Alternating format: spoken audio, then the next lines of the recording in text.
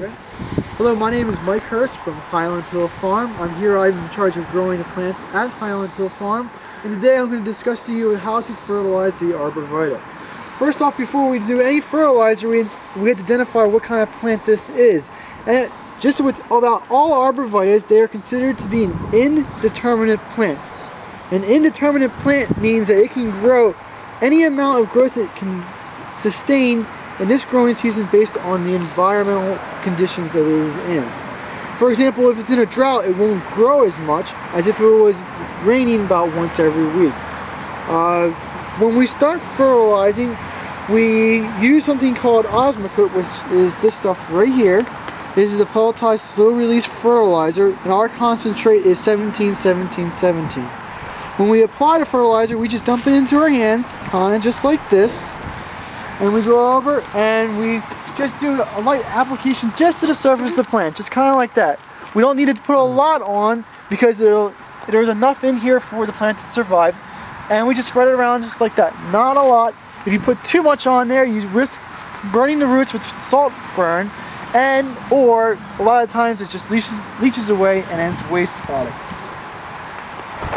With fertilizing plants, it is important for greenery and for growth, but predominantly the number one factor that plants have for growth is the amount of water, either too much or too little.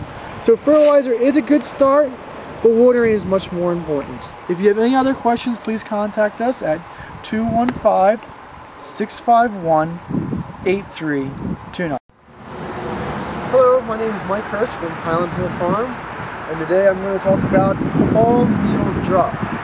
The fall needle drop happens to all evergreens, regardless of what kind they are, and usually it's found on the interior part of the tree, such as this right in here. Usually all evergreens lose about 1/3 of their canopy every year. Most people don't see it because it's happening on the inside part of the tree. And it's regardless whether it's hemlock or a holly, a cypress, or an arborvitae, a spruce, or any of the Pisceas, they all have this fall needle drop. Usually what happens is, like again, it does fall on the inside, and sometimes when we dig it up out of the ground, they experience abnormally more fall needle drop than what they would do if they weren't in the ground. This is due because of the stress they have when they get dug up out of the ground. Since the roots have been cut when we dig them, there's not as many roots in the ground to support the foliage up top, so that the plant does not get as much water as it normally does. Therefore, the plant has to get rid of certain parts of the tree, and that's usually the interior parts. You can look at that and say, oh, it's very bad, my tree's turning brown, but it's actually a good response. It's better than having a part of the tree or a branch die off, or any, like, all the lower parts dying off. It's much better than that. When a plant looks at itself and sees which part it can get rid of and which part to keep, the parts that it gets rid of is the interior parts, because it does not get as much sunlight, therefore it does not photosynthesize as much, and it doesn't create as much energy as the parts on the outside. The parts on the outside also are much more important because they are continuously growing, and they're going to be the parts where the new growth comes in for next year. So when you see fall needle drop, it's nothing major. It usually happens right after transplanting, especially in the fall.